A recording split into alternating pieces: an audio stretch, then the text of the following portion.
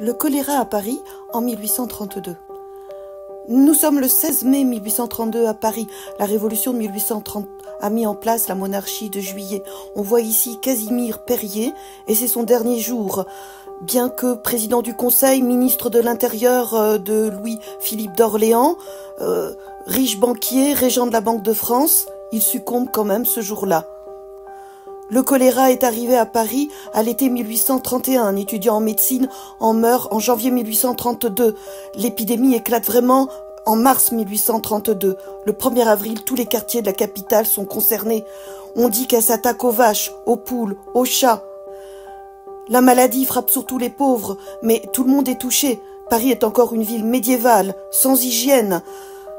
L'eau qui a servi pour le travail du cuir s'écoule dans un ruisseau et tombe dans le puits où le boulanger voisin puise l'eau qui sert à lui préparer son pain. Au début, la population ne prend pas conscience de l'ampleur de la situation. Chacun vaquait à ses affaires. Les salles de spectacle étaient pleines, constate Chateaubriand. Mais bientôt, les riches s'enfuient en toute hâte. Mais l'épidémie est partout en France. Et elle reparaîtra, par exemple ici dans le Jura en 1854. On ne peut pas y échapper.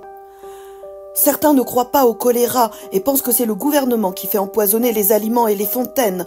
Le journal des débats rapporte avec indignation que des gens y verraient une ruse ingénieuse du gouvernement pour distraire la population des affaires générales. Cette épidémie était la 2e pandémie de choléra. Nous en sommes aujourd'hui à la 7e.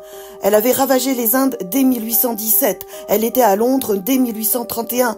La récupération politique se mêle à la maladie.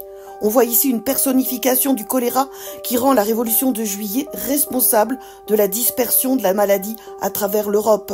Ah, chère révolution de Juillet, sans toi je serais resté dans le nord de la Russie. C'est toi qui, en révolutionnant la Pologne, m'as fait venir dans ce malheureux pays.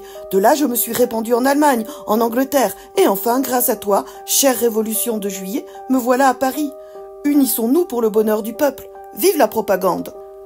Les traitements miracles pullulent. On a ici un médicament canadien très réputé à base d'extrait de fraises qui est supposé marcher contre la diarrhée, qui était en effet un symptôme du choléra. À vrai dire, ça ne marchait pas vraiment. C'est le médecin allemand Koch qui découvre le bacille du choléra. On a ici une petite vignette que les enfants trouvaient dans les plaquettes de chocolat et dont ils faisaient collection. L'assistant de Koch, Petri, observe les différents types de bacilles sur la plaque qui porte son nom. On voit ici le bacille tuberculeux à gauche, le bacille du choléra à droite. On sait maintenant que le choléra est lié à la consommation d'eau souillée. En 1854, Eugène Belgrand est chargé par le préfet de la Seine, Haussmann, lui-même mandaté par l'empereur Napoléon III sous le Second Empire, pour construire des égouts sous la ville. Ces égouts fascinent les Parisiens de l'époque qui les visitent, comme on peut le faire encore aujourd'hui. On a ici une gravure d'après une photographie du célèbre photographe Nadar qui expérimente l'éclairage artificiel de la photographie dans les égouts. Avec le français Pasteur et l'anglais Lister, la fin du 19e siècle voit la découverte des microbes, de l'antisepsie, de l'asepsie. L'hygiène se démocratise, en particulier grâce à l'école publique. Les microbes sont ici représentés comme des petits monstres de science-fiction. Il s'agit d'une publicité pour une société qui fabrique des gels hydroalcooliques. Elle les fabrique encore aujourd'hui contre le coronavirus.